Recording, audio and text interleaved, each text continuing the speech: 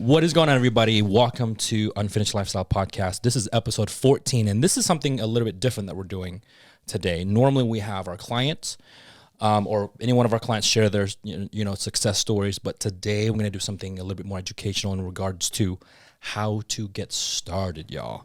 We've all been there, right? Mm-hmm. Nick's been there, Des been there, and obviously Colton's been there as well. So we want to share some awesome tips. We have some talking points that we want to go over with you guys, and hope you guys can share this, podcast with any one of your friends and family that are just getting started, or even for you. So listen up. This is what we're going to go over. So some of the things that we want to go over. There you go. Sound it out. Thank you. You can do it. Is that number one? We're going to talk about macros and meal plans, the benefits of that, right? And then we have training protocols. We have the importance of nutrition, importance of blood work. We want to talk about the importance of recovery and sleep, and also how to pick the right coach for you. That is probably the biggest topics right there. And then the benefits of doing either having online coaching or in-person coaching. So we're going to talk about that as well. And as well as the support system. We're going to dab a little bit over on the PED side of things. We're not going to go over that very much because a lot of that, it's probably gibberish for a lot of you guys. So we're just going to keep that really, really, really simple. And then the last thing that we want to talk about is the weight loss pills or shots that are popular right now. Okay, so I'm going to start with, meal plans, right? And the difference between a meal plan and a macros, because a lot of people get so confused when it comes to how to get started. The first thing we do is to go to the gym. It's very simple, which is great. And by the way, you don't have to go to the gym. Being active, it's not just lifting weights. It's not just lifting the dumbbells and the barbells and all this crazy stuff, which it looks cool on social media now today, but you don't have to go to the gym when you get started. You can just take a walk outside or ride your horses like Des. You actually burn a lot of calories though, huh? Yeah, I didn't know. You use I can't remember how many muscles in the body every time you ride a horse. And I was like, I think it's like over 30 muscles or something when you're I've been riding on a horse once for an hour and my legs have never hurt. That's what I'm saying. That bad before. Legs and core, baby. Yeah, so you don't have to go to the gym. There's other ways that you can be active, because all it is you just want to burn calories, right? Especially if you just wanted to lose weight. And we'll talk about weight loss versus fat loss too. Yes. That's something that we didn't add on there. So we're going to talk about that. So importance of macros and meal plans. Nick, you want to take that? You want to I mean, like you said, the first place everyone looks to start is going to the gym. Yep. But we don't look at food. And so people Google, what do I eat to lose weight? And there's all this shit that pops up. You see macros and what you need to hit. You put in your age and height and weight, and it spits out some ridiculous number, and that's just not a fact, right? So the way we do it is, starting out, it's a meal plan first. We want to be in control of what you eat. We want to help you to understand what your body likes, what it doesn't like, how to increase, how to swap things out. And then after 6 months to a year, if they're still with us, we switch them over to macros just to make it less confusing. Yeah. I've tried the macros right off the get-go and it doesn't work. Yeah. It's hard. Well, because even like for me, when I was looking into hiring a coach for myself, they were mostly, all of them were just based on like macros. And I'm like, even for me, like if I didn't have, because we have our programs that we use to create the meal plans. And without that, I was like, oh my gosh, like this shit would be so hard to like figure out and to hit. And so it's insane to me. Plus, like the other thing with macros is you always hear, if it fits into my macros. And I'm like, okay, so you're telling me like this bag of Cheetos fits into your macros and that's healthy? Yeah. Right. Yeah, anything can. Yeah, you can hit your 45 grams of fat with 2-3 donuts from Krispy Kreme, and there you go. It's easy to do that way. Yeah. But, and back to what Nick was saying too, and I love what Des is saying too, is that we start with the meal plan first. So every one of our clients, when they get to 6 months or 12 months, we almost force them to actually go into macros. Colton's on macros right now too. But so am I, and so is Nick. And I don't know if you're on that too. But the reason why we can, because we understand the discipline behind that. So when I was doing a meal plan and I hired a new coach, and my coach now switched me to macros, I'm not going to lie to you. Like, I was lifting 4 years into it at that point, and I was still struggling and how to figure out what to do. And I legit asked my coach, I'm like, bro, can you just give me a meal plan? and he refused to because you're a coach. I need you to figure out, and we need to transition you out of meal plans. But macros can once you do understand it, can make your life easier. Like for me, what ends up being nice is if you're on a meal plan, you don't know what to replace it with. Like there's times I am just sick of chicken breast. Right. So instead of reaching out to your coach, I can just say, you know what, I'm sick of chicken breast. I'm going to do ground turkey.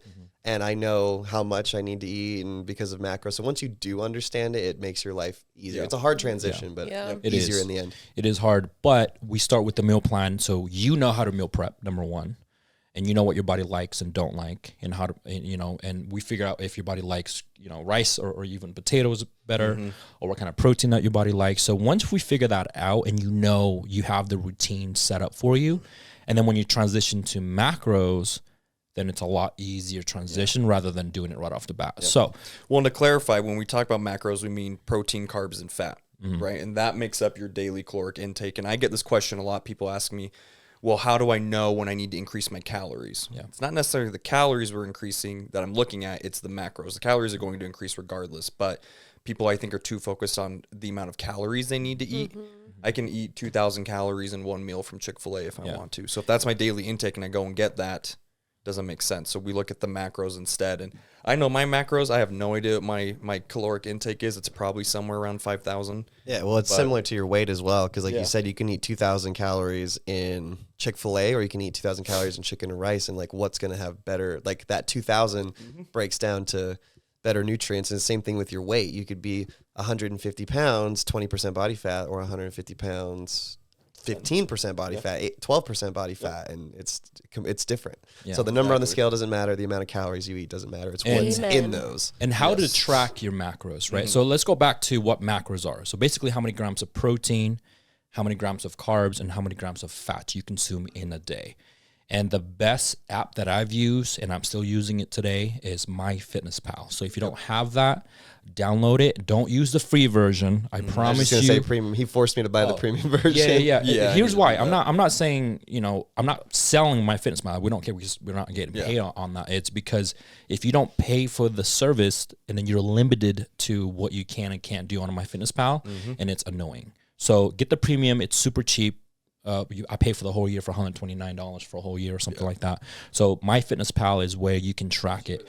Yeah. So if you don't have a coach and you don't know where to start, we'll start with MyFitnessPal and create your own meal plan based off of the macros that they actually give it to you too on MyFitnessPal. So that helps. But again, to be honest with you, the best way to do that is when you hire a coach that gives you a meal plan, or even macros at this point, and they can teach you how to eat and what to eat throughout your day.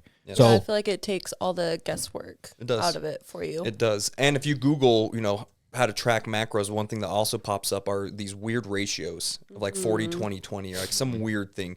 And I've had clients ask me if we use that. I'm like, no, I don't even know what that is. Like, I don't do that. I'm not focused on that. I'm just focused on when are you hungry? Where are we at in the program? Are we bulking, cutting? Are we recomping? What are we doing? And then I just manipulate based off of that. Yeah. I don't care about ratios. I don't care about formulas because it doesn't fit everyone. Exactly. If that was the case, then I am like way off on my ratios. And if you have a lot of questions about macros and what to do with your meal plan, it's probably a good idea for you to hire someone. And I'm not saying, I don't care if you hire us or any one of, I don't give a shit about that. It's if you truly need help and you really want to make the change, please guys, hire someone because it's going to make your life so much easier. You don't have to be with them for a whole year. You can be with them for 3 months. At least you got something. Yeah. Right. So again, I think you should start with the meal plan first and learning the routines, and then you can start switching the macros and figure out what you want to do.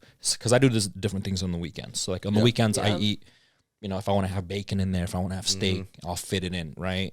So I don't eat like shit, right? It's not the healthiest thing, but I like to have a variety, especially on the weekends because I'm eating literally the same thing every single day. Yeah. So a lot of you guys that can't eat the same thing every single day, I promise you, once you start your daily routine going, you're going to get to the point where you're eating the same thing every day anyway. I promise you, because it's easier, convenient. You want to eat and go. Find out like what you like too. Yeah. So you don't have to change your meals every single day. You just eat the same thing. And once you figure that out, then you're good to go. Plus it saves on groceries. Yes. Oh my God. That's the other not thing like really wasting quick. anything. That's right. I don't understand. People are telling me they're spending like $1,400 on groceries for just like them and their spouse. I ask my wife all the time. We spend like maybe $500-600 a month, if that, and Yeah. I get 4 things from the grocery store. It's rice, chicken, eggs, and egg whites. That's it. And that's pretty basic. Yeah. Right. Yeah. And I get it, because here's the thing: eating healthy is not cheap.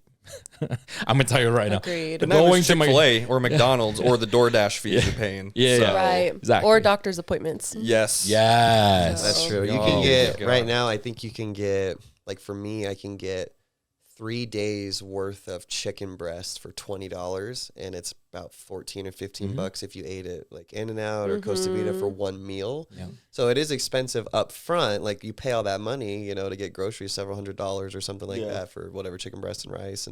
But you go to Costco, you buy a massive bag of rice, and maybe it's like 50 bucks, but then that bag of rice will last you for like 2 bag of months. rice. I love Costco. Yeah, so it ends up being more expensive up front, but a way better But look at it over investment. the month. And you're saving. Yeah, because like I said, I can pay, it's like $27 for enough chicken breast, and I usually can get about 2 meals a day, so lunch and dinner with chicken breast and rice, and then so that's 6 meals. Whereas for $20-something, Or and if we went to In-N-Out and got a Starbucks coffee that morning, it's like yeah, 30 that's bucks. already So- more yeah. than that It's too. insane. So, Plus yeah. tip. yeah, Oh my I ain't gosh. tipping no one. dude. When you just use the screen, Yeah, I'm like- not tipping you. Yeah, I'm sorry. I don't mind. Really quick, this is random. It's nothing to do with what we're talking about. I will tip people. The only time I don't is when they turn the screen around, and the first option before I pay is what tip. tip amount. Yeah. I'm like, what? I tell them, like, take this off. I'm not doing it. I don't want to be an ass. Or but, even like, places that like you do self checkout. Oh my gosh, it's yeah, like, that's I what basically pisses me work off. here. Yeah, I'm and you're like, I'm gonna you tip didn't do myself. shit. This is your Yeah. job. The tip world me. is I'm the one who getting, scanned real. and bag. Tip me. the world is Give me getting a to that discount. point, guys. So, Anyways. back to macros and meal Yeah. plan. So that is the benefit of doing either or. I think again, we all agree. Start with the meal plan, and then you can start transitioning to doing macros and kind of fit it in, kind of a thing. But until you get good at meal plans, you should not be just doing macros. So that's my opinion, and that's how we process our clients. We give them a meal plan, and then we transition them to macros. Like you said, it has to be dialed in too. That's why you do meal plans first, Yes. because you can't put them on macros. Because then if they're consuming whatever fats and like whatever food it is makes their stomach upset, makes them bloated. Like you have to figure out what fats they can eat, what Too much of a carbs they guessing can game. eat. Yeah. And I feel like there's just a lot more freedom in that. And Well, then, and less Which is accountability. great. Yeah. Yes. Yeah. and there's too many gray areas, right? So Yeah. if you start with macros, and then by day 3 you're bloated, and then we ask you, hey, what food did you eat yesterday? And then it's different every day. Yeah. So we can't pinpoint exactly what you need to eat. So Yeah. that's the difference between macros and meal plan. Honestly, I like meal plans a lot better, right? And then eventually you can transfer to macros. So the next topic and we want to talk about is training protocol. And what that means and then I'm going to tie in with the fat loss versus weight loss. Yeah. A lot of people have a question for that. So what to do when it comes to training? What do you work out? How do you work out? What do you do? Do you do CrossFit? Do you do powerlifting? Do you go resistance training like a bodybuilder, right? My first thought process to me when it comes to training is lifting weights. If you want to grow muscle, you have to lift weights. If you only want to lose weight, right? Just weight, like literally 50 pounds of weight because you have a wedding in 3 months or so, whatever, then yeah, you do cardio all day, every day, 3 hours a day. Go running a mile every single day or 3 miles a day. You will lose weight. So let's talk. You will hate your life. Yes. You will hate your life, and we'll explain to you what the difference between weight loss versus fat loss. Now, let's talk about weight loss first. When it comes to weight loss, a lot of people, first thing they do, right, they Google how to lose 30 pounds in 30 days. Bad idea. But we're going to talk about that. Second, and then they go, okay, well, I got to do 3 hours of cardio every day, eat less than 1,000 calories a day, and not lifting any sort of weight. Or even if you do eat, even if you do lift some kind of weight, but it's not enough to really gain because you're not supporting your body enough calories. So when it comes to weight loss, eating less and do more will give you weight loss, 100%. But here's what happened. When you lose 30 pounds in 30 days, or even 30 pounds in 90 days, a lot of the times, you ended up losing more muscle than you do fat. Okay, so how that works is this. So let's say your body burns 2,000 calories every single day without doing anything. And then you go running for a mile. So now you're burning 3,000 calories a day, but you're only consuming 1,000 calories a day.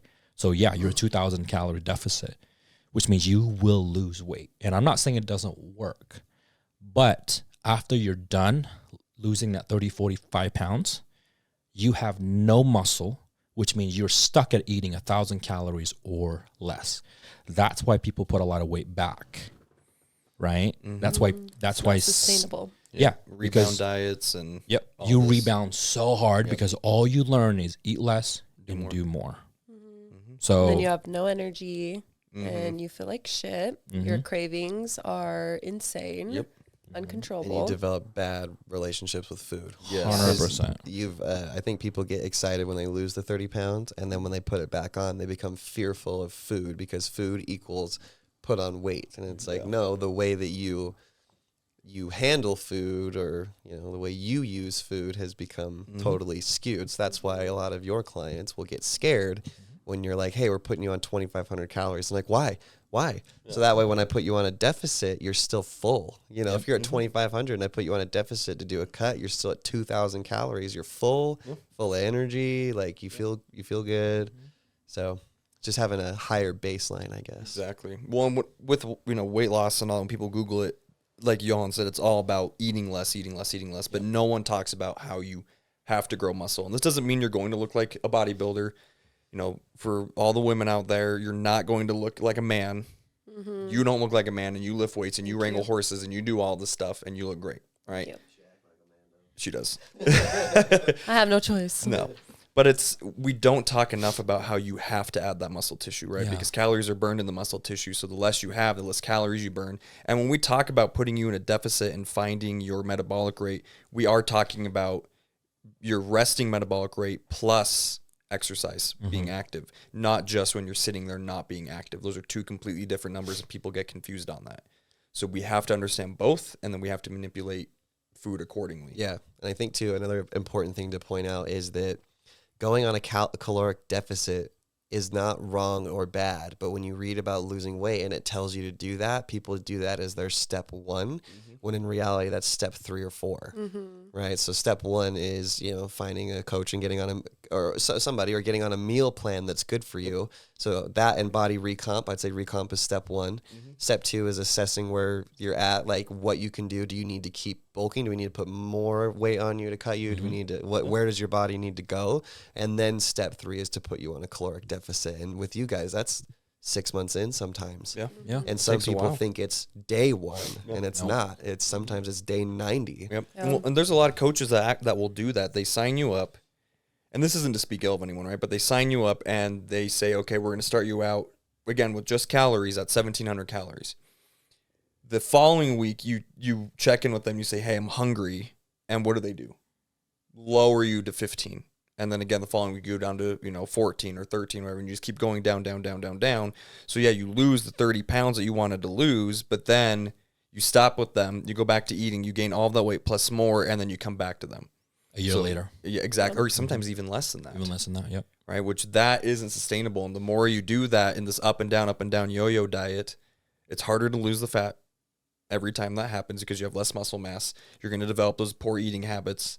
And it's just going to mess, hormonally, internally. Yeah, sometimes your body goes into panic mode because it's been on such a deficit, and then you start eating normally. Exactly. How many times have you heard people that are like, oh, I was at this weight, I lost 10 pounds, and then put 15 back on in a month? And it's because your body is so hungry that when you finally get food, it stores it. Well, it doesn't know, but not even that, it just doesn't know what to do because it doesn't have the muscle tissue to be able to handle what people want to normally eat. Yeah. I mean, how many times would you give me a cheat meal and I'd eat like a whole large pizza from the pie and I'd wake up the next day underweight? It's because I have the muscle mass to sustain that, and that's what should be happening. Yeah. Instead, it's people have less muscle mass, they eat this way, and of course you're going to gain weight. And then they would develop some kind of eating disorder, right? I mean, that's the biggest thing. I know Des can touch base on that as well, is when you're such a big deficit and you lose 30 pounds in 30 days. And then after that, you're going to binge everything you do. You want to lose 30 pounds in 30 days because you have a cruise. What are you going to eat at the cruise? Yep. Seriously. Everything. Exactly. Bro, I've been on a cruise. Everything. Not good food. No. Yeah. I mean, it's great because it's 24-hour access. Right. Yeah, let me stop you right there. Not good food. It is good food. It's That's the good problem. food, but it's That's not the problem. good food. It's not healthy. It's not as Exactly. healthy, right? So back to the training protocol. So when it comes to starting out your journey, you constantly doing cardio this and do all kinds of HIIT workout, which is great because you're just burning calories. But you have to understand when it comes to your training, when it comes to working out, the best way to increase your metabolic rate and continue to eat healthier or more in the future, and you want to have in and out pizzas, whatever, you have to gain muscle. Yep. And the only way that you can do that is you have to lift heavy weights. And it doesn't have to be super heavy, but you got to lift weight so you can increase muscle mass. But the more tracking muscle mass, and and progressive overload, right? And don't just immediately walk into the gym and grab 100-pound dumbbells and break your arm, right? You got to build up to it. Yes, start light, but then you have to track it every week, and you have to, whatever that last weight is that you lifted on an exercise the week prior, you have to beat. If you can't beat it, that's fine. Stay within your rep range, but every week the goal is to beat those numbers. You have to. And let's talk about the difference between male perspective and a female perspective. And I'll let you talk about the female perspective. On a male perspective, the first thing we do, bro, let's go to the gym. Let's start to lift weights, right? Which is great. We want to build muscle, but here's the problem that we have as a man. We do not fix our nutrition. That is literally the last thing we do. We just go to the gym because guys will show up at the gym eating nothing, they can drinking a cup of coffee and just lift insane amounts of weight and they rip just their ate body Wendy's down. in the parking lot and they just walked into the gym thinking that they're gonna come out looking like C-bum. And then when they leave the gym, they stop at the nutrition shop. We guys, we do this. Not female. I don't Get really a see protein female. shake. We get a protein shake that's like 1,000 calories or something. It's like loaded with peanut butter and stuff. Peanut butter and mass gainer. And like, bro, I drink like 3,000 Creatine. calories of mass gainer a day, and it's like, so that's a typical male. I don't know why we think this way, but we just do, and because we think simple, stupid. I want to make a comment about that too. Just a few weeks ago, I was visiting some friends in Arizona. I went to the gym with one of them. I went to the gym with Craig, and it was almost the exact same thing. Before we went to the gym, he stopped at a shop to get a protein shake that was just like, bro, it was like huge and thick and full of peanut butter and protein and creatine and I was like, all right, man, like whatever, like you can get one. I don't want one. I just got my water, you know, like we're good. Go to the gym. And then what was funny is I'm quite a bit bigger than he is physically, but also like muscle mass, just in general. Like even if you were to look at like he's shorter than me, but muscle mass wise. And he was like, and I just let him do his thing because I don't want to unsolicitedly coach someone. And then he starts doing, and he says something to me. He goes, I'm feeling pretty good about myself. Like we were doing those seated rows, and I can almost do as much weight as you. And I was like, because you're doing it wrong. And he was like, huh? And I was like, here, sit down. Grab it right here. Hold it like that. Pinch it like this. Sit up straight. Pull it back. Stick your chest out. Like pull it back. Hit right here. And he was like, oh, I can't do that. And so you talk about form is also like protocol. Just because somebody's in the gym, don't get that like gym intimidation because they can lift a ton of weight. Usually if they're little and they can lift a ton of weight, it's because they're doing it wrong. Ego lifting. Period. Yeah, lifting. Ego Again, lifting. that I feel like that's a guy thing. Yeah. We all ego. I feel like lift, honestly it's a girl thing too. Is it really? Oh yeah. But it's probably with legs though, For or me, like hip yeah, thrusts and it stuff is. and It's all squats. with legs. Upper body, I don't care. Every day booty day. But every day for guys is chest and arms, Yeah, bro. just every day. Yeah. Sometimes I get intimidated too. Like I'll see a girl doing hip thrusts, and I'm Yeah. like, dude, they're throwing around like 4 of me. Like, fuck, I can't do that. Yeah. Listen, there have been days I'll walk into the gym and Johan's like, "Hey, we're doing legs today." I'm like, "No, we're not. We're gonna do arms." He's like, "Yeah, we're doing arms." I'm not gonna lie. That is 100% honest. It's true. Sometimes we don't want to do legs. Sometimes we skip them. In general, legs just suck for everybody. Legs are not 100%. fun. Yeah. Like, and it's worse because the next day, like when you have tired arms, it's not a big deal. But dude, when your legs are sore and you're at work or whatever, like, man, it just You can't sucks. sit down in the toilet. Yeah, you know, I've had to taking a lower poo. myself before. That's game over. But again, so a guy thing, what we think about is when it comes to training. And by the way, we don't shit on powerlifters. We don't shit on CrossFitters. I have opinions on them. I'm gonna tell you that right now. But I do like just strength training. You know, progressive overload. Yes. And But even the powerlifters and the CrossFitters didn't just walk in, hopefully, and then try to deadlift like 1,000 pounds. Right. Yeah. They have to start light, work on form, and Yeah. work their way up. And also going back to protein shakes, drinking a, oh my God, I want to say stuff. Drinking a protein shake the second you walk into the gym and then go and work out is literally not doing anything for you because you haven't digested it yet. Honestly, that would make my stomach Just hurt. stop. Yes. Like don't Be just stop loaded doing it. up. Yeah.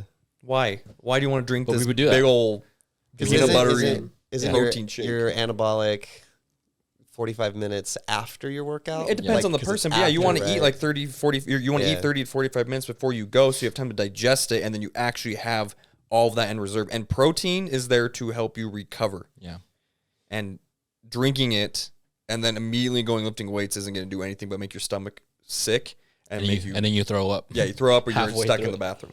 But yeah, so back to training protocol. Like I said, I mean, it doesn't matter what you do. If you want to train, if you want to burn calories, go ahead and do. I have clients that do Orange Theory. I don't know if you guys have that. My clients love Orange Theory, and they're not lifting. I mean, they are, but to me, it's cardio. So that's their cardio for the week, right? So I had a lady, and her name is Mandy. She goes to Orange Theory 3 times a week. I'm like, cool. That's your cardio. Yep. That's all we do. And then every other day, she's actually lifting weight. Why? Because we want to increase muscle mass. The more muscle you have, the more calories you can burn, the more food you can intake. Okay. Now, let's talk about the female aspects. What we see, though, this is why I say that. What we see sometimes, the first thing that female comes in when they go to the gym, they go right to that elliptical machine. Yep. And that's Right what I on was going to say Yeah. is please, please, please, if you take anything from this, lift first and then do your cardio. Yes. Because we have to preserve that energy because what we're trying to do is build muscle so that we can burn calories. Yep. Because that's what it burns over like 24 hours, right? Or more. And then the cardio is just just when you're steady doing state. it and then It's just steady state. Like But it's just there to I've keep seen your a heart lot of healthy and female everything, and male too. Mm-hmm. They're like running on the treadmill. The first thing they do to come in, they run for like a full mile. My Dude, I questions never are understood that too. When people like flex on social media, like I go to the gym and I run 10 miles and then I'm trained for 3 hours. I'm like, this sounds my miserable. questions are what are you running from and who hurt you? Yeah, exactly. Yeah, That's the right. why are question. you running? So back to what Des says though. The reason why we lift first, let's say you should have a pre-workout meal. Maybe like an hour before, an hour and a half, or 45 minutes before you gym. You got to have your pre-workout meal. Here's why. When you go to the gym, if you do cardio first, you end up burning the calories that you just consume, right? And then when you lift, you have nothing in your system. So in your mind, you're thinking you're gaining muscle, but you're not. You're just burning calories. You're just burning the muscle because your muscle has nothing to grab from because you just burn the calories that you just consume, the nutrients that you just consume, right? So when you come in, you do your workout first, 45 minutes to an hour, and then you do low, steady state cardio. Yes. We're not talking running. We're not talking excessive amount of cardio in 30 minutes. Sometimes if you're running behind and you have to do a HIIT cardio, sure. Yeah. Awesome. 20 minutes HIIT cardio, awesome. But don't do 20 minutes HIIT cardio and then do another hour cardio on top of that. No. Like, don't do that because you're burning way too much calories. So, well, and I just feel like the stress of it too. Yeah. Like us as adults, we're already stressed every day in our lives, no matter what it is. And so just adding that on top of it is just your body's creating more cortisol, more inflammation. Not going to sleep. You can't recover. Exactly. Cravings are going to go up too. So yeah, the most important thing about the training, and a lot of people make that mistakes, is it's not just going to the gym and kill yourself for 3 hours. No, we lift literally an hour max, maybe an hour and 15. Like I literally time myself. After an hour, I'm done. Yeah. And I think the only reason it is that long is because sometimes there's 2 or 3 of us and we take turns. So Yeah, if there sometimes wasn't And your that's- guys' mouths are more busy than I got a good Well, mouth. sometimes our thumbs. Excuse you? Yeah, but you know what I mean? So it's like if it was just you, maybe 30, 40 minutes. 45 minutes. Yeah. Especially when I have an arm day. Arm day for me, maybe 40 minutes. Well, when we do chest, I mean, a lot of people, like, for guys, we'll go in and do like 6, 7 chest workouts. We do 3, maybe 4. Yeah. 4 would get lucky. Yeah.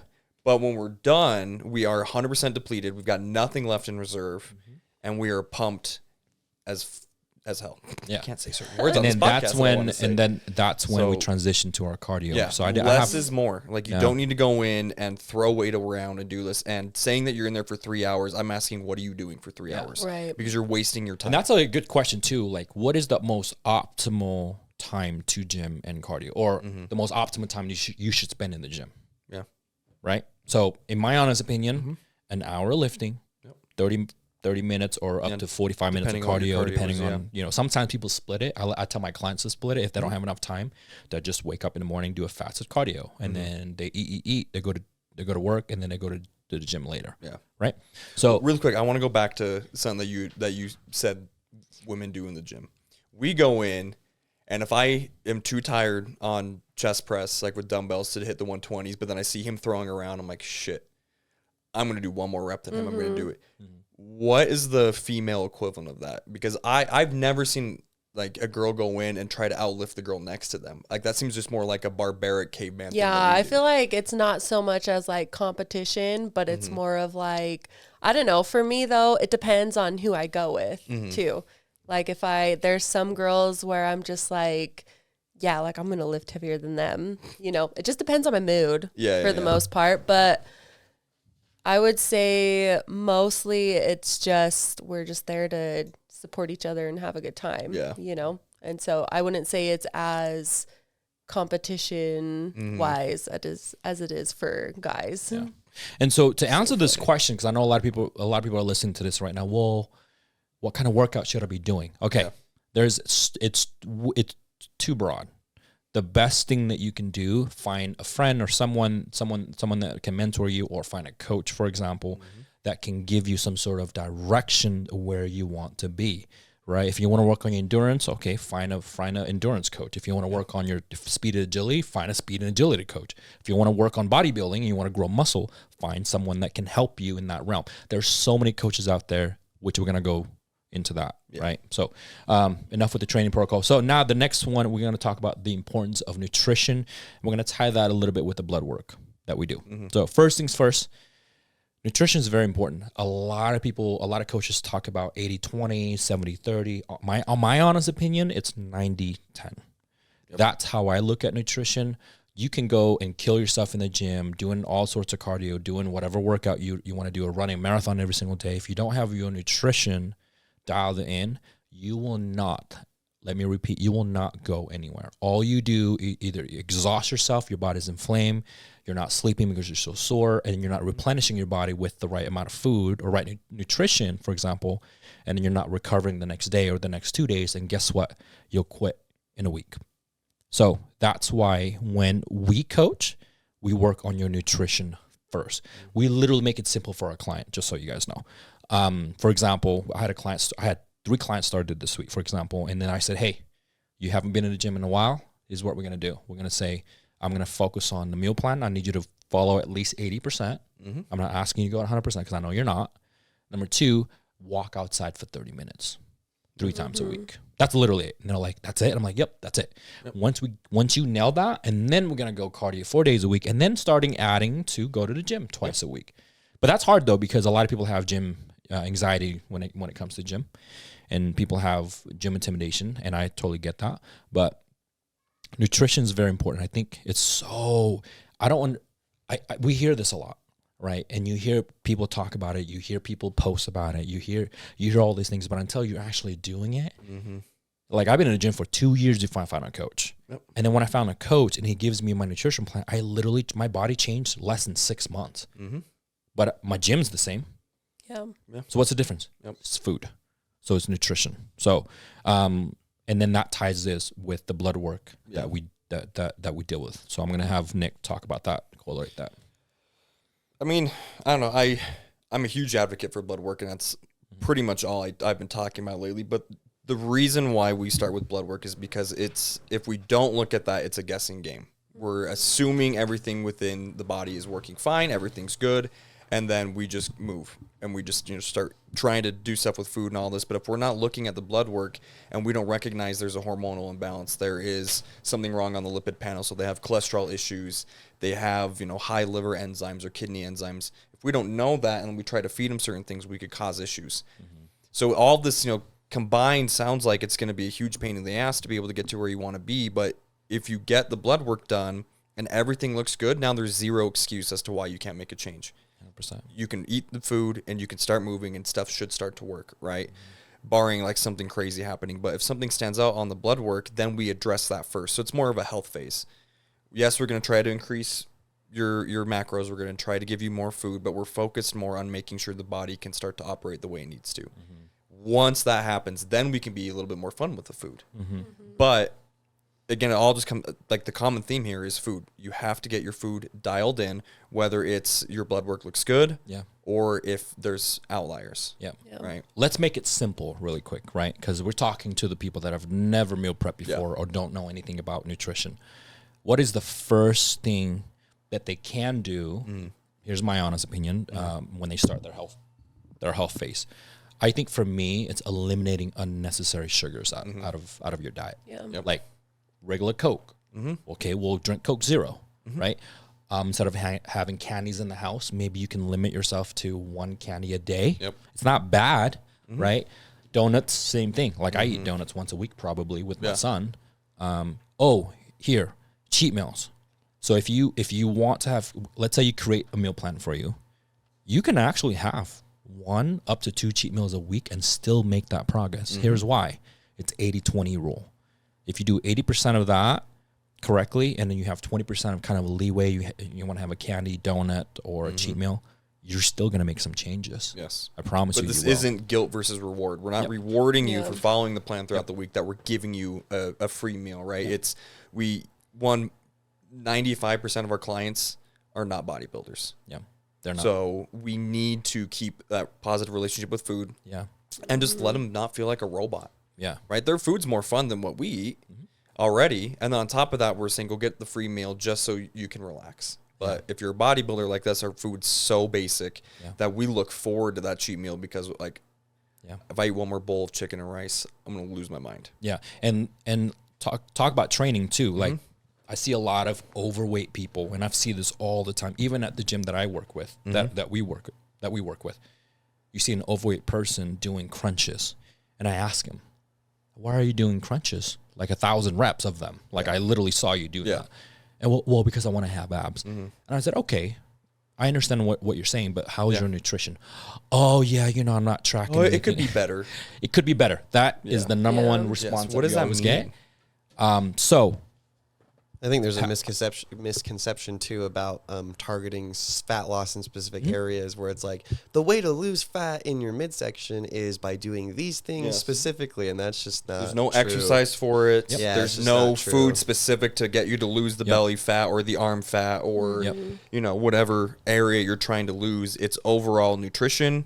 And exercise and just consistency. Yeah, Which your is body the hard doesn't- things that no one wants to do. Exactly. Yeah. And it's the things that take the most time. Yeah, Your body doesn't 100%. like pick and choose. You can't just be like, oh, your body doesn't know, like, oh, they did crunches today, I'm going to burn fat around their belly. Like, that doesn't give a shit. No. if you can target a muscle part of your body, if you want to grow that specific muscle, if you want to grow legs and glutes, you do legs and glutes probably 2-3 times a week. If you're a guy that wants to grow your chest, do chest twice a week. And I have my clients doing 100 push-ups a day, up to 200 push-ups a day, every day. They don't have to do it all in one. They can split it however they want to split it, right?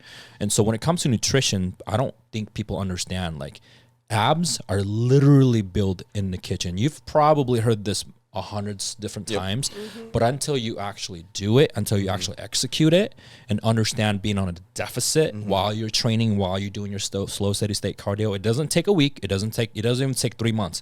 It might take you up to 20 weeks straight cut being on a deficit. But there's a difference between, like, people are like, I just want to have abs and core strength. You can make abs in the kitchen, but you strength can will come from the absolutely strengthen your core 100%. from doing ab workouts. But to think that you will get abs from ab workouts, like building them like you'd build a bicep or something, is just not the case. But you can definitely have core strength, and if that is important to you, to have like a super rock solid core, I mean, having a solid core actually helps with all sorts of things like posture. Having a tight core helps with your posture, so it'd help if you have like back pain and stuff like that. Exactly. A lot of I have a lot of females in my client list, and they always ask me, how can I get rid of my back fat?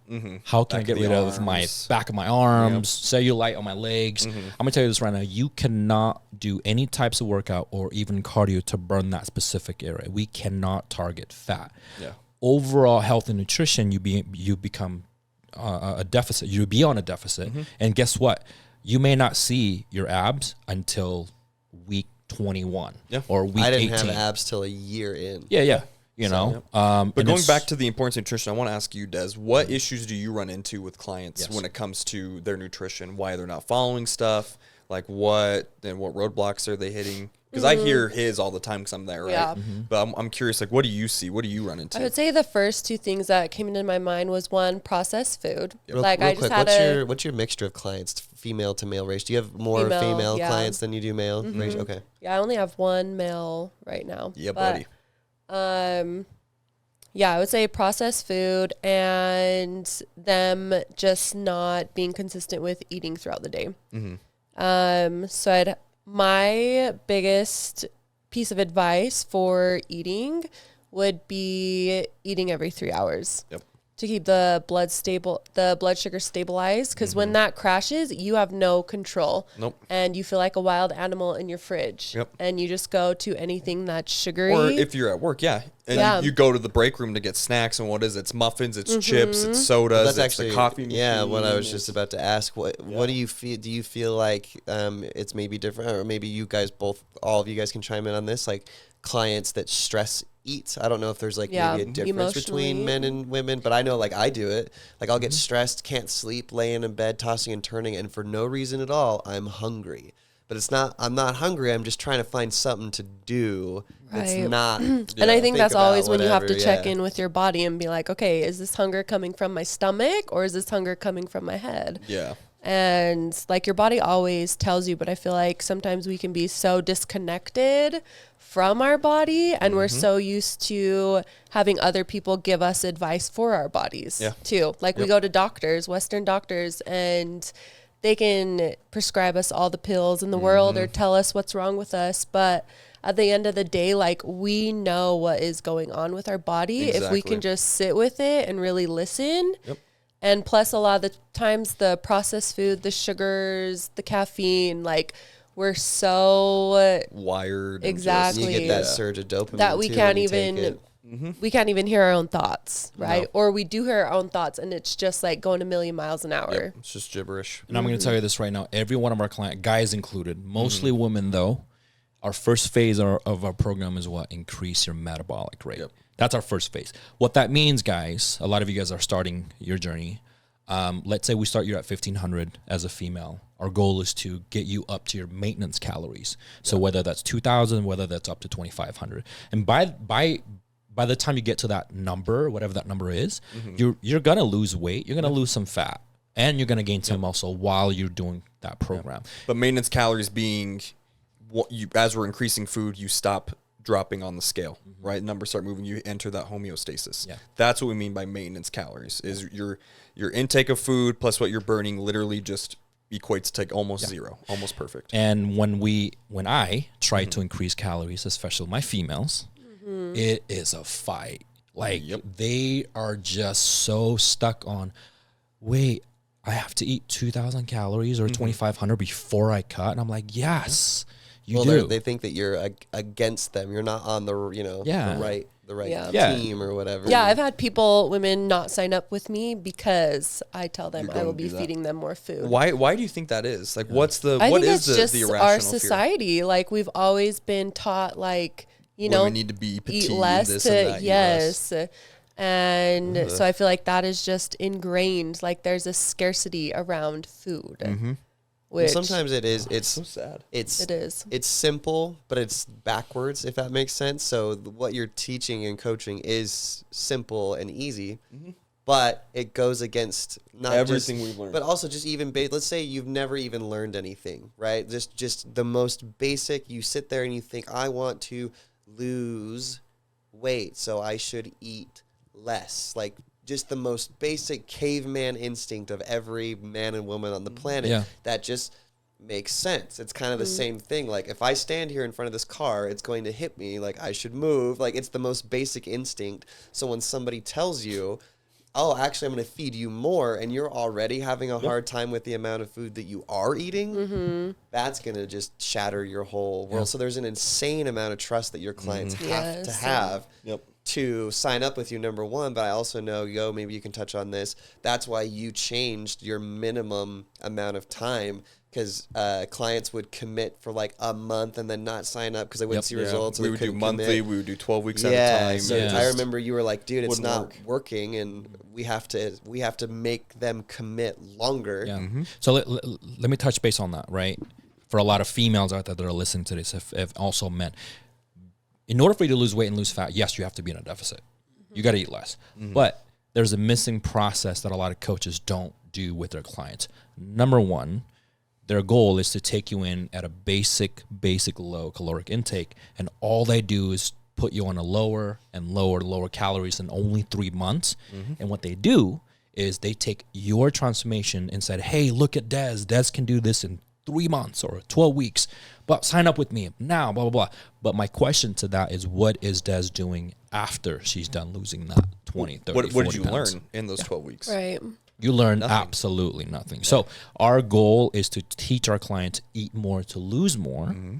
And I know we can go, this is like a whole different topic that we need to this cover. is a whole on other that. podcast. A whole different podcast. But the bottom line is nutrition is very, very important when it comes to your health journey. Like, I don't care what you do. A lot of people do intermittent fasting, water fast, whatever.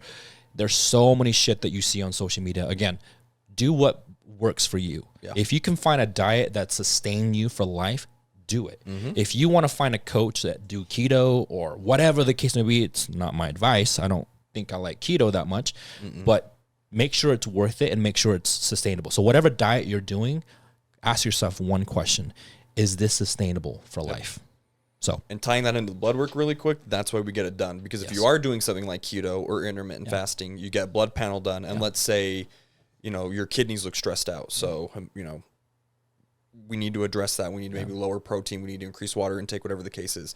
You're doing intermittent fasting. 3 months later, you go back and nothing is improved, then it's not working. You need to change something. yes. But if you get your blood work done, see that there's outliers, you adjust your eating habits accordingly, 3 months later, they've improved. Okay, now it's working. And the reason why we do that, guys, is because we coach our clients from inside out, not outside in, because we know what you look like on the outside. So do you. Yep. But we don't know what you look like on the inside. That's the most important part. Well, and usually all the time, how you look on the outside is a reflection of how you feel about yourself on the inside. Yeah. Like everyone that I've worked with that is overweight has low self-esteem, no confidence, no self-worth. Yeah. Yep. And it shows. Yeah. Yeah. And again, if you're new to this, and let's say you're severely overweight or just overweight in general, or maybe you're not overweight, but if you want to start your journey, I promise you the first thing that you should do is get your blood work done. Yes. Go find some wellness place that you can go to. For example, we collaborate with Pure Life. There's a company in Utah right now. They're just opening up. It's called Pure Life, and we're actually collaborating with them now. So we send all of our clients to them to run all the blood work, for example, and then we can communicate. Or from there. your doctor or something like. Or it doesn't have just to your doctor be. going for your physical. They can run blood work and all that. Or if you honestly don't know, just reach out to us. Reach out to us. Yeah, we'll tell you if what to get you checked. don't want to reach out to us, we'll ask for a full panel blood work. Yes. You have to go to specific doctors though, because a lot of doctors says why. I went to a doctor, asked for a full panel. They told me no. Yeah. Literally why. They said it was none of my business, and I was like, "Bro, it's my body." Like, Yeah. So a complete metabolic panel Yes. will get you most of the stuff that you need. Yes. And I've been telling my clients now, when you go to get the blood work done, tell them you're working with a nutritionist. Correct. Because then now these doctors, okay, and then they'll do it, especially when it comes to the hormone panel. If you just go and say, hey, I want to get my testosterone checked, like, no, you don't. How old are you? 25. I'm like, I think you're fine. Yeah, no, you're fine. I think you're fine. I've heard Well, that. that's before. what I heard too. Yeah. And basically, what it came back to is, I said, "Can I get this checked?" He said, "Yeah." And then I said, "What are my levels?" And he said, don't worry they're about it. It's fine. And they were. Yeah. I was in the green by like 4 points. Yep. So I was technically fine medically, but like optimal. Not really. Like, could I have babies? But even and, medically, you whatever. weren't, right? Yeah, because the but- reference range are based off of a demographic of sick Yeah. people. They look at the average, and then that's Yeah. how we create that reference Yeah. range. That doesn't mean it's normal to be within that. Yeah. Right. And That's again, just what we do. the blood work, all these topics, we can literally have our own episode. Yeah. Because we're trying to But- we're trying We to can go cover on and as on. much as To we can. piggyback what off of Des just kind of said right before this about how people not having confidence and things like that by being overweight. One thing that I've noticed that you guys could probably touch on is that everyone that I've seen, because I don't work with any of the clients, which kind of is nice because I kind of get this outside perspective of the client coach relationship that you guys, because when you're just the client, you only have the coach relationship. When you're just the coach, you only have the client. Correct. So I feel like I get kind of a unique perspective. And one thing that I've noticed is that everyone that comes into the office for the first time or soon, they're hung up on, numbers and calories and weight loss and the scale and no confidence and things like that. But then after 6 months, nobody ever talks about those things ever again. Nope. And the first thing out of everyone's mouth is, I feel good. Yep. They don't, hardly anyone is like, I'm down 20 pounds or 30 pounds or up, 10 pounds or whatever. Everyone always says, oh my God, like I was playing with my kids and I didn't get tired. I feel so good. Yep. Like, it's just interesting to me how everyone comes into the office with all these like things that they're hung up on. And then 6 months later, no one ever talks about those again. And if I ever go, how are you doing? No one's ever like, I lost, 30 pounds working with Des. First thing is, I feel so good. Yeah. And they should feel good. Yeah. And back to the blood work, I'm going to give you a simple list. If you want to, if you don't want to ask, here's the list. It's very, very simple. Number one, metabolic panel. It's called metabolic panel. Lipids panel. That's your cholesterol. And then we ask for your testosterone and your estrogen level. And then we ask your thyroid. So TSH, T3, and T4. Yep. Those are very, very simple. And that's all you need. And then if we need to see something else, we'll go back and look at something else. So those are very simple lists of your blood work. So you're welcome, by the way. Okay. The next thing we want to talk about is what is the most, the importance of recovery and sleep. Why is this so important? I know there's a lot of people out there working out 6 or even 7 days a week. Till this day, I actually had an argument with one of my clients. Coach, I just want to go to the gym every day. And I'm like, dude, stop it. So you guys want to brush on that? Recovery and sleep? I know. What do you think, Des? This is going to be... Yeah. I've had my own personal experience with that. When I was younger, when I was just barely into personal training, I was working out, I would say 6 to 7 days a week. I was doing HIIT training all the time, lots of cardio. Who hurt you? Right? Anyway. Marriage. Yeah. But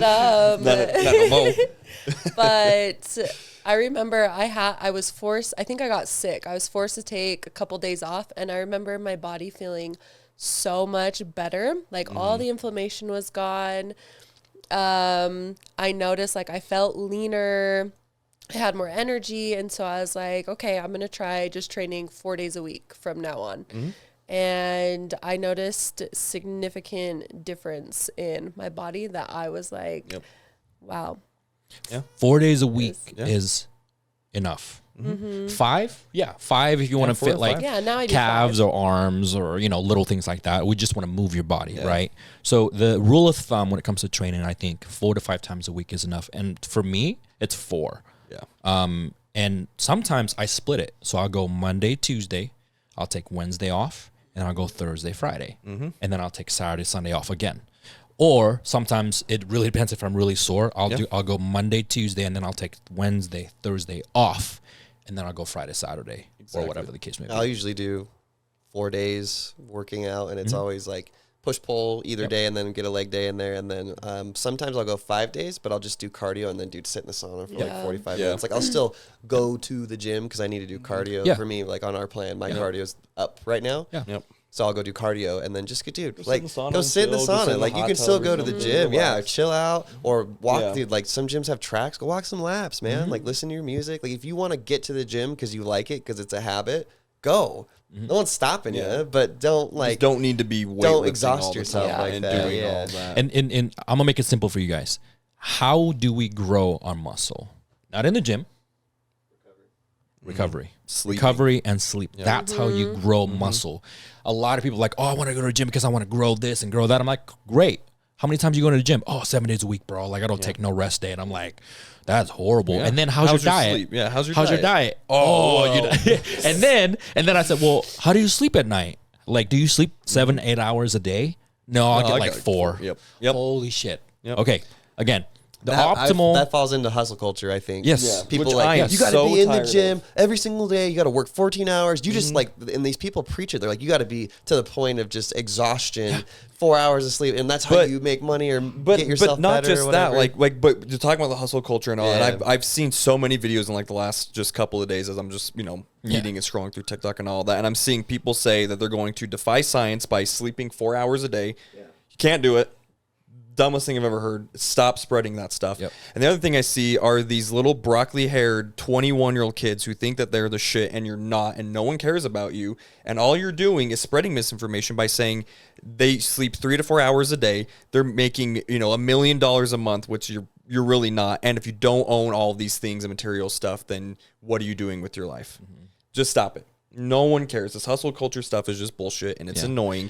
You need to sleep. If I can, I'm in bed. I'm asleep by like 10:30. How many hours do you sleep? God, I wake up like 8:30 or 9 o'clock in the morning, so it's until about- my daughter's here, and then like it's non-existent. 10 hours? Yeah. Yeah. But For I me, have to, because that's how I feel better, and I can Yeah. actually operate throughout the day. Yeah. What What about you, Des? How many hours do you Oh sleep? my gosh, I'm a grandma. I have to have sleep. Like I'm in bed by 7:30, 8 o'clock, but I do wake up at wake up 4:30 early. to Yeah. go to the gym. Yeah. Yeah. But You recognize that, and you're going to bed at a normal time, Yes. to get a decent amount of sleep. How many people do we know who go to the gym at 4 or 5 in the morning, gosh. but they didn't get to bed till midnight? That's I horrible. cannot. One. I Yeah. cannot. One, That yeah. is torture. Yeah. In fact, Well, and one It's of like the no wonder you hate the things- gym and you don't want to go. Yeah, one of the things that I noticed when I was on the days that I didn't get enough sleep and I was tired was I noticed that my body wanted more food and like my cravings were a lot higher Yep. because my brain is trying to keep me awake, and so it's wanting Yeah. that quick sugar. Yep. And So so just give that me was where something. I was like, okay, Yeah. like I really need to Or the prioritize opposite. sleep. I'm not hungry. If I don't get enough Yeah, sleep, that I have too a hard sometimes. time eating. I I'm can't the same. eat, right? I'm the same. Like last night, for example, I couldn't sleep and I went downstairs to cool myself because I sleep really hot. Yeah. So I went down to my living room and I was sleeping.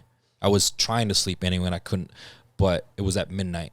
Guess what? Because I was near the kitchen. Going. I was trying to, Yep. it wants me to eat. But, and then the next day when I woke up, it doesn't matter what time I wake up, I'm not as hungry. But when I go to bed early, like 9, 10 o'clock, I'm out and I don't wake up till 7 the next day. So my 7 is, regardless if I go to bed at 1 or 10, the baby wakes up at 6:30, 7 o'clock anyway. So that's my alarm clock every day. So I have to make sure I get at least minimum 7 hours of sleep. So if you're sleeping 6 or less hours, I promise you, even if you think you're growing, maybe you think like you're growing, I don't know, but you're not growing as much as you need to if you don't. Yeah. Well, you can't recover. You're not giving your body enough time to break down cortisol, the stress hormone, and that can lead to a lot of issues. Yes. Again, it's going to mess with your eating. It's going to mess with just, everything. One thing like that I learned too motivation is that when levels. you have high cortisol, so what ends up happening is it's like a vicious circle basically of it. So let's say you stay up late and then you wake up tired. Because you're tired, you have more cortisol, and because you have more cortisol, the next night when you try to go to sleep, your cortisol's too high, you can't calm down, can't go to sleep, and it's just this vicious cycle of high cortisol. Yep. Cortisol is bad for you. It can cause, I've learned too much of it can cause brain damage. It'll start to shut off certain parts of your brain. That's why a lot of people get brain fog. That's why a lot of people have a hard time like remembering things, answering questions and whatnot.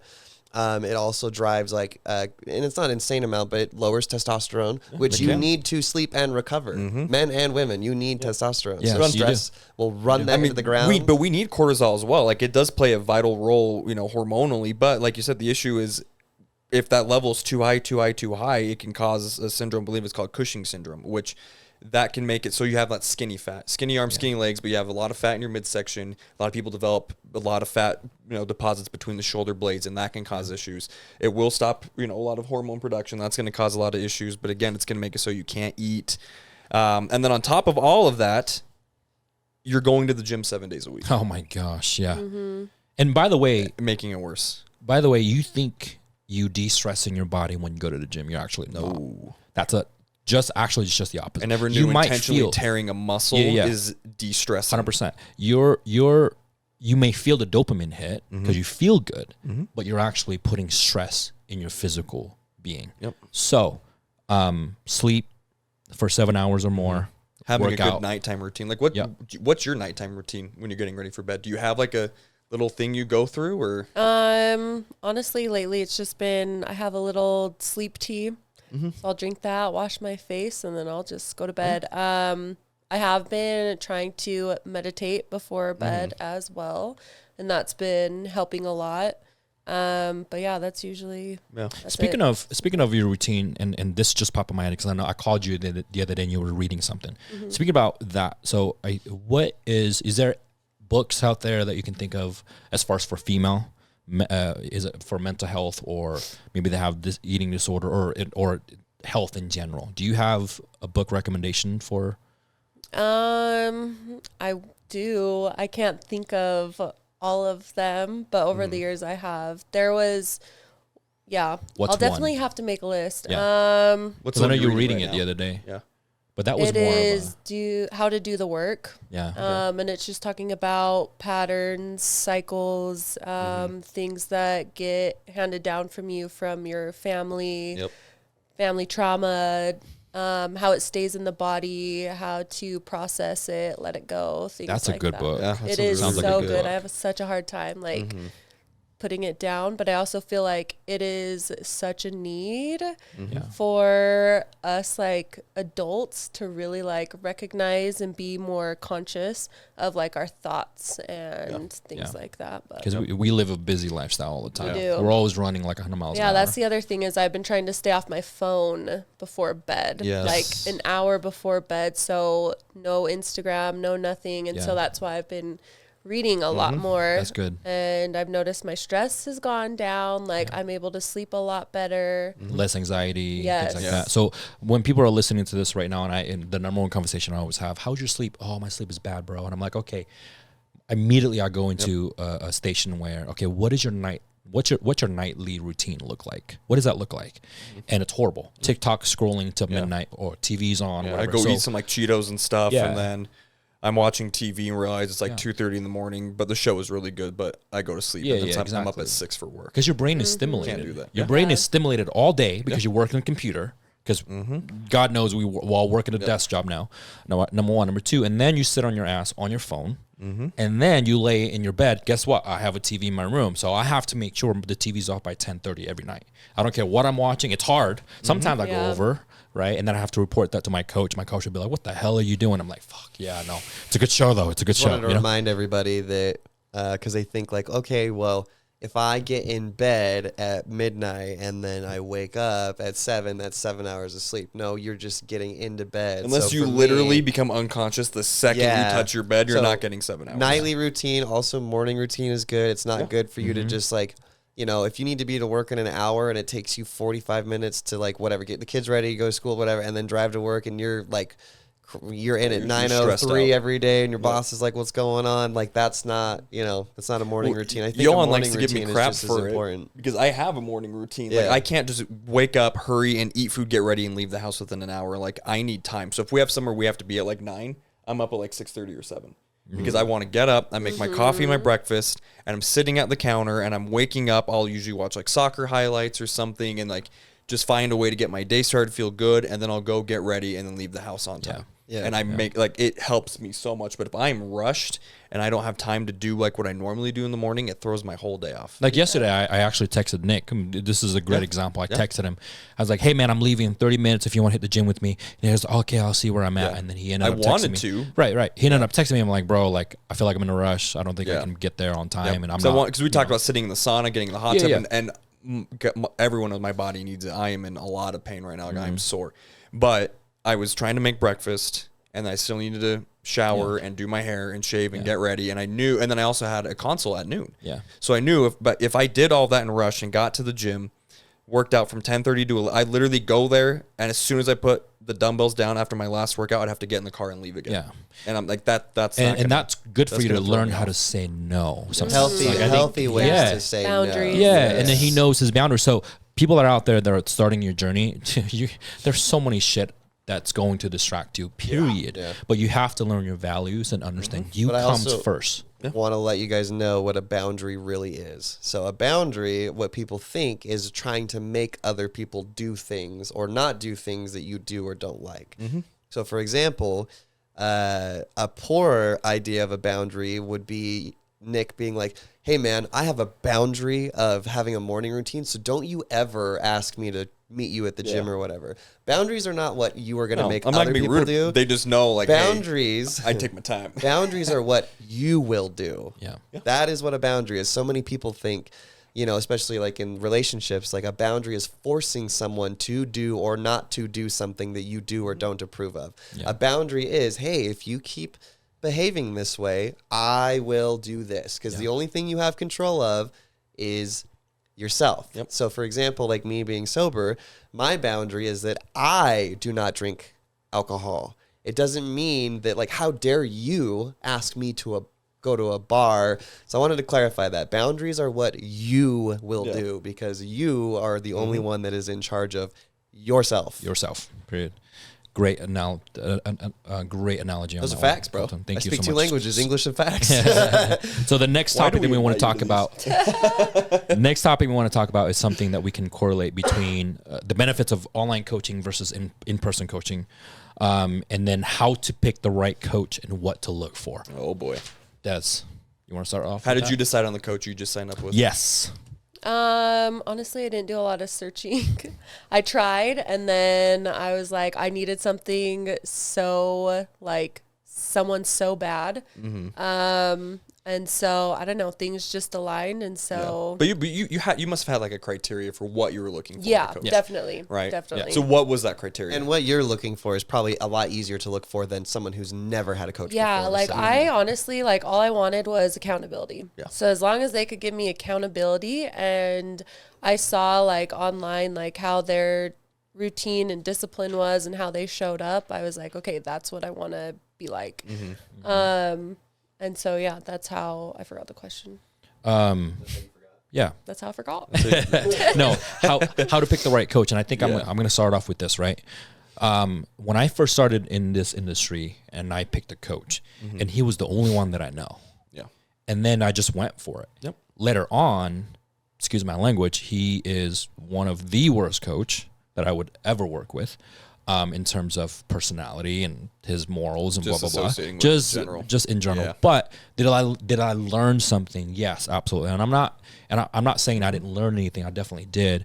But Because now you know what you don't want in a coach. exactly, so we I learned two learned things, more. what we want to be in terms of a coach and what we don't want to be. in Yeah. terms So of I a learned coach. more what not to do than I did what to do, if that makes sense. So if I can go back in time, here's what I would do.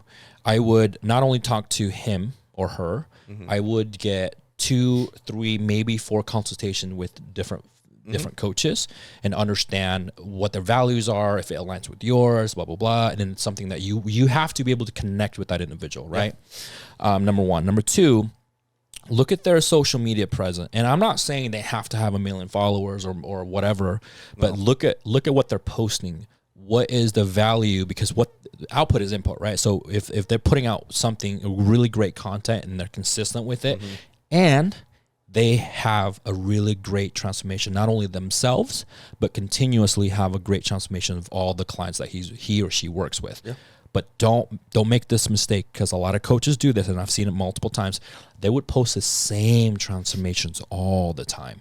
The same client. So my question to you is, well, are they getting new clients? Number one. Number two is, why is all the transformations exactly the same person? Why don't you have, because you have 20, 40 clients, right? You should have 40 transformations, Exactly.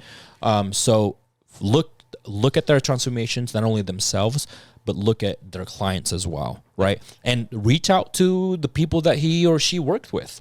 Why not? Why not just message them? Hey, I saw you work with so-and-so. Like, can you tell me a little bit about this person? Yeah. Right. And then if you are ready, reach out to the coach and then have a consultation, right? We do consultations. The reason why we do consultations is because we don't want to sign you up just because you want to give us $1 million. No. It doesn't work that way.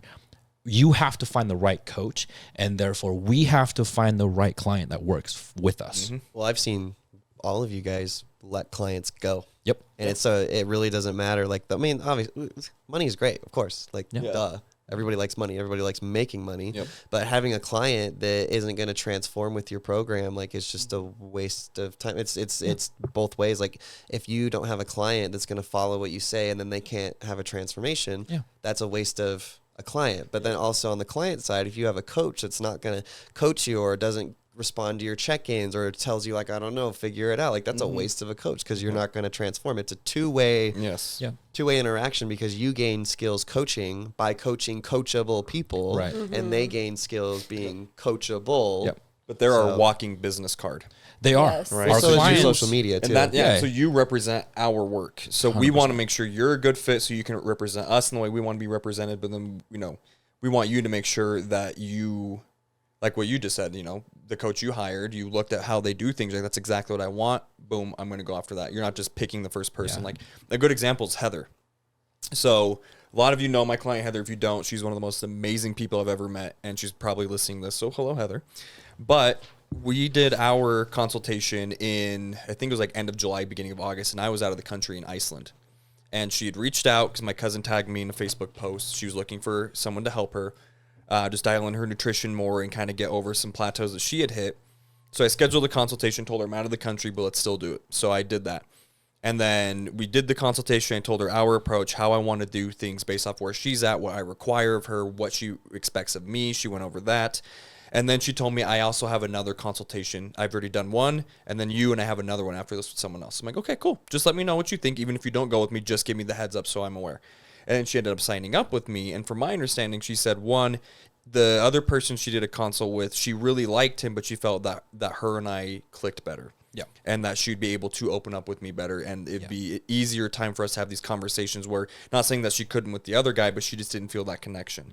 So a lot of times, like what you said, it does come down to connecting with the coach. You have to. It's the same thing as a job interview. You have to connect with both. Yeah, people are going to hire you if they make an emotional connection and they think you're a great Not candidate. even that, dude. I would argue that having your connection with your coach is so intimate. How many times you have clients come into your office that just Therapy signed up sessions. with you? I was gonna say, not we're even just a pretty much therapy session. therapists. Not even just a therapy session. Like things they're like, I've been married 15 years. My husband doesn't even know this. And they're telling you your connection with your coach is significantly more intimate than sometimes like with your, like more vulnerable, I guess, than with your, than your person you're married to. But it's not that we require that. It's just that ends up, you know, that's maybe what it's ends something up to look happening. for, and some people don't need that. Like, they know what I mean? They just and really we're not just- going to advertise that, but it happens though. And I think a lot of the reason why is because, like what you said, they connect with us, but it's with what we do in our approach, they don't have a choice but to become vulnerable. And we tell people all the time, at some point within this journey, you're going to have that moment where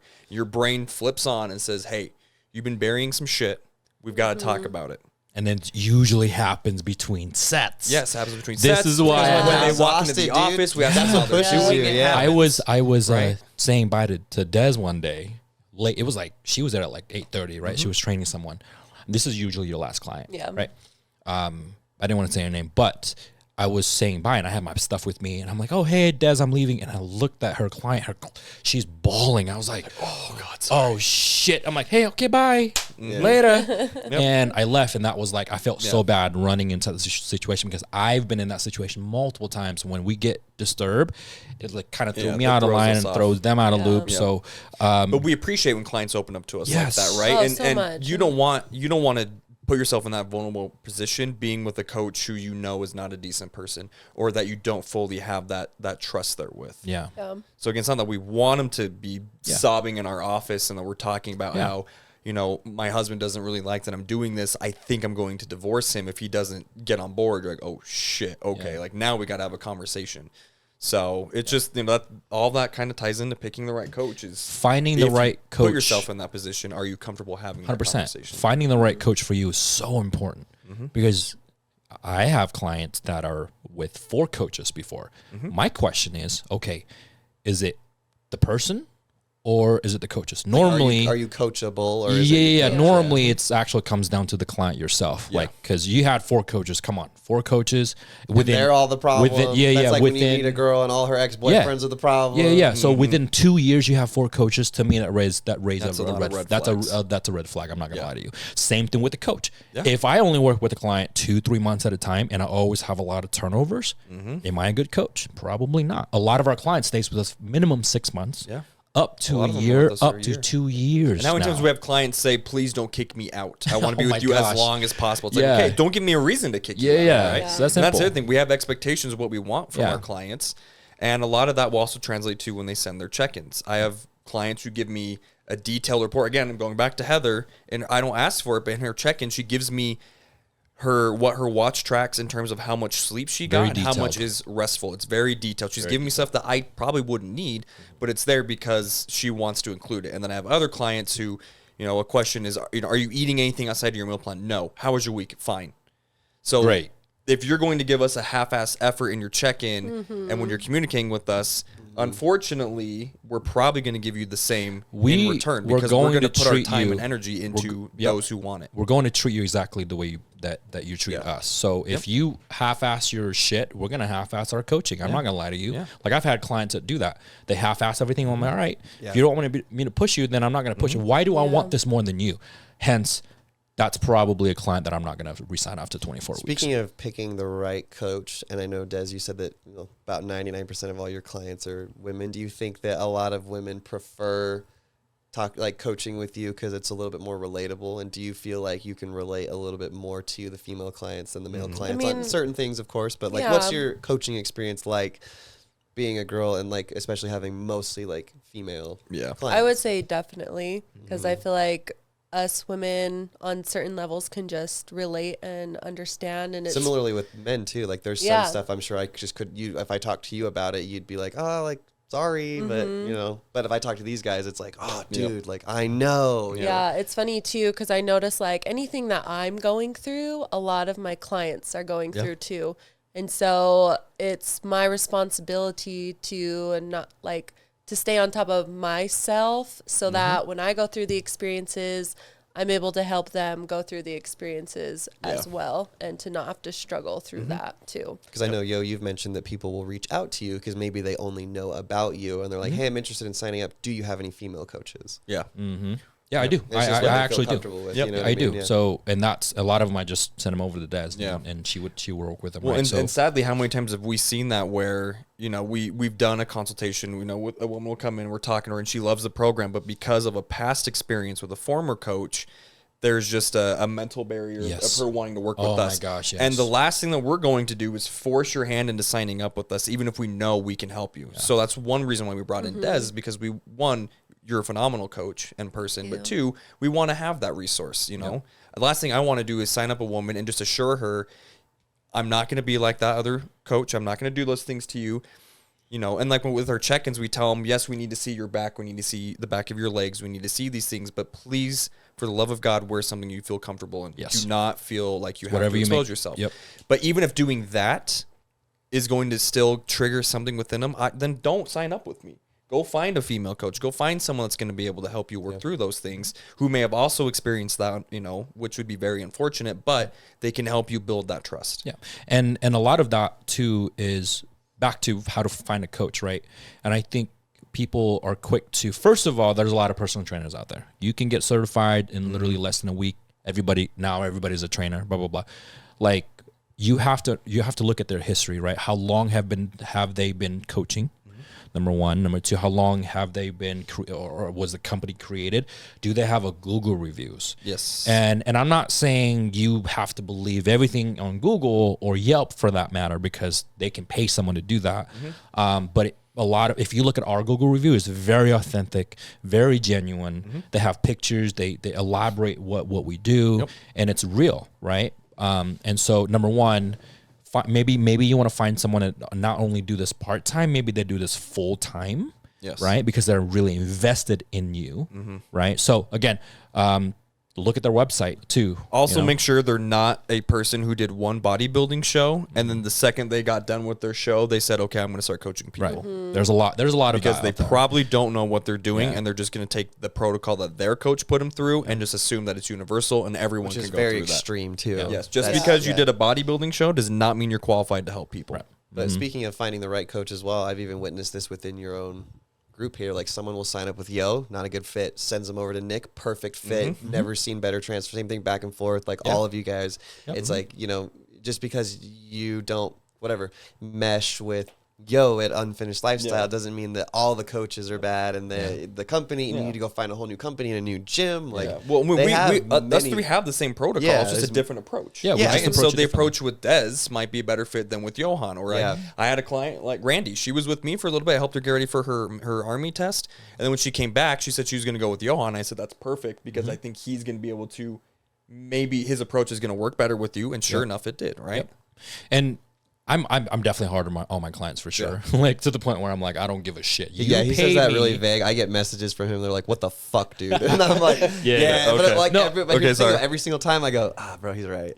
No, because it's I'm not we're not wasting time. You know, if you hire me to do this, you hire me to hold you accountable, which means I have your permission to say whatever I need to do to say to get you where you want to be. Yes. So, okay, now again, do your research, please. Yes. Don't just pick one coaches and work with that.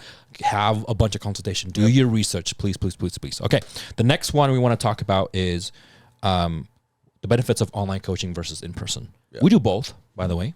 We have both online clients. We have in-person clients. Now, my online clients, I only have, 10, maybe 15% of the people. The rest are in person. Here's why. We love in person because we can connect with you physically, mentally, emotionally. You show up every single week. You can't lie on how you look and how you feel because we see it. We measure your body fat in the gym. We measure your inches in the gym. On top of that, being in person, we can teach you how to train properly. Yes. That is the biggest thing that a lot of people make mistakes on. So, and online coaching is also a great tool if your lifestyle has to have an online because you can't come in because you don't have a lot of time. You don't want to, because again, you have to drive somewhere and you have to be there for an hour and then you have to drive back. Yep. So it does takes a little bit of time for you to do in person, but if online coaching works for you, then stick to that. Now, if you are a beginner, here's my honest opinion. If you've never been to the gym, or if you have been to the gym maybe a year or less or whatever, and you think you know how to do the certain workouts, I promise you, if you don't know anything about the gym, you don't know anything about nutrition, if you're just a beginner, I think the best thing you can do is find someone in person. Yep. That's my honest opinion. Agreed. Right? So, once you have that in-person client for a year minimum, maybe up to 2 years, and then you can transition to an online coaching that works better because you know what to do in the gym, you know how to meal prep, you know how to do a lot of things, right? And you've been at this for like 30 days or not 30 days, for a year or more, then you can transition online. So I think if you're new, stick to in-person coaching and then you can transition online. Now, if you've been doing this for 5+ years and you know you self-taught yourself for so long and you know most of that, yeah, sure, I think online coaching would work. But in my honest opinion, I think in person. And I'm not saying that because we do that. I don't care if you sign up with us or not, but we just like it better. I think we connect better. Yeah. Sure. And there doesn't seem to be a lot of coaches that specialize in person. No. Everyone is online and they charge like $200 a month and they take on 200 clients and do this weird 12-week shred challenge, bullshit, all this stuff. But like I said, we can connect with our clients, and we absolutely do connect with our online clients. And sometimes the online client, they do their research, like what we were just talking about, and they still decide that they do want to work with us. So we'll do Zoom calls with them. Yep. We have them send workout videos so we can still critique for them. We'll respond back. So there's still a lot of communication. Yeah. But we've been asked before, why do you guys do so much in person? Why don't you just go online? Because then you can work from anywhere. You can be at home with your son. I can be at home with my daughters here. And it's like, well, I could, but then I'm missing out on building these friendships and relationships with these individuals and really making that difference. And that's just what we want to do. So if you think you need, and I told you when I started with you years ago, that the only reason why I followed my meal plan and started doing what I needed to do was because I knew I had to see you on Wednesdays after work and then Saturday mornings when we'd work out together. But if I didn't see you, it wasn't going to happen. So we're going to wrap this up really quick, guys. We just have a few more things. Support system. We're not going to touch on PEDs a lot. And then we're going to talk about weight loss pills and the shots. And that's going to be really pretty rapid. Yeah. So support system is really important, right? If you have a wife, a husband, kids, make sure they know what you're doing. Just tell them that you're doing this. And just so you know, like if you don't have the support system that you need, find one. Sometimes you don't have someone, next to you. Find a friend. Find somebody. Meet someone new, or find a coach. Right. So support system. Other coach, clients of the coach too. How many of your clients get to know each other? 100%. Text each other. They go work out together. Yeah. They send us videos of them working out. Yeah. So the support system is really big. And just so you know, when you go through this journey, they're gonna tell you, hey, you can have a pizza. Let's go out. Blah blah blah. It's not that they don't care about you. It's not that they don't support you. It's because they don't know how. They just don't know how to support you. So don't ever think that they don't support you. It's just they don't know how, because they don't know how much you're suffering on the inside. Yeah. Right. You've been thinking about this journey for so long, and they're gonna criticize you.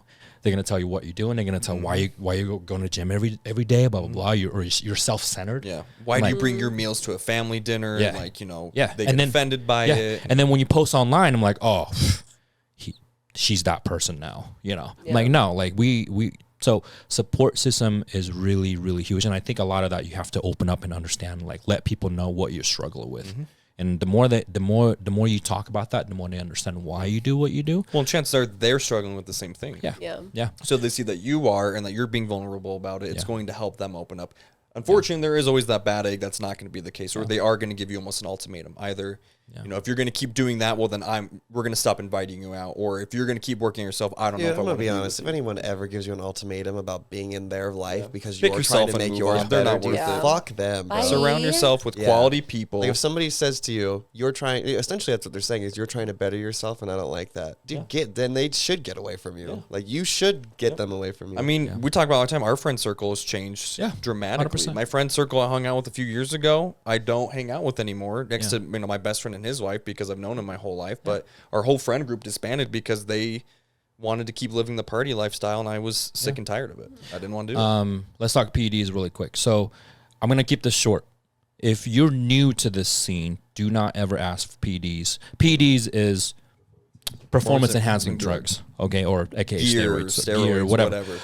Do not ask for that, and No. people will offer you. Do not run the other way. They're gonna say, "Hey, be on this, gear or steroids. It's gonna help you do this and this." Run for the hills because the I only promise thing that you, you need to take is your ass to the fucking gym. yeah.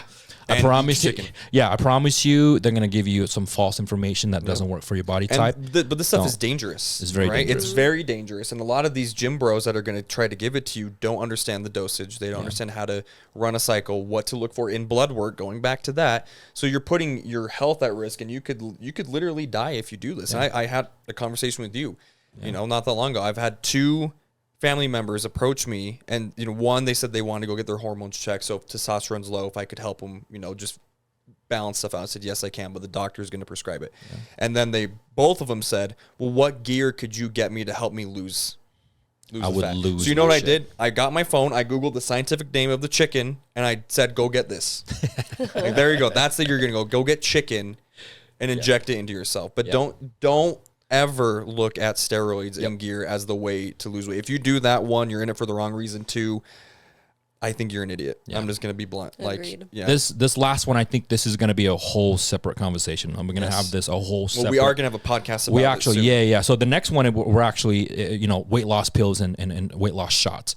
We're going to have a doctor, an actual doctor or NP come in, and we're going to talk about that specifically. Yes. So watch out for our next, maybe not the next episode, down the road, upcoming episodes down the road. We're going to talk about weight loss pills and weight loss shots. Yes, so that is something huge because everyone's doing semaglutide right now, and that is a whole separate podcast. We can sit here for another hour or two. So, with that being said, thank you guys for listening. Thank you guys for watching on YouTube. And if you think this benefits you or anyone that you know within your friends, your family, or if you want to post it on social media alone, like post it, let people know.